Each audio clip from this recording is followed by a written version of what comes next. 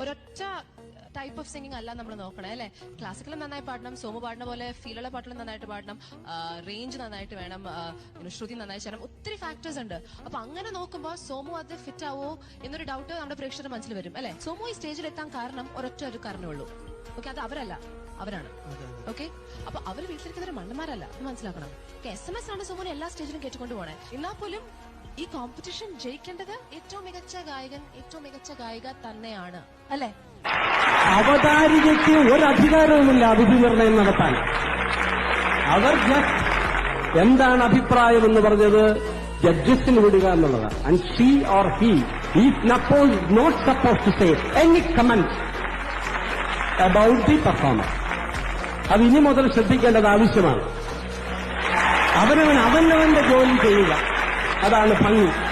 എനിക്ക് എന്റെ വികാരങ്ങളാണ്. അത് ഈ വേദിയിൽ പറഞ്ഞില്ലെങ്കിൽ ശരി.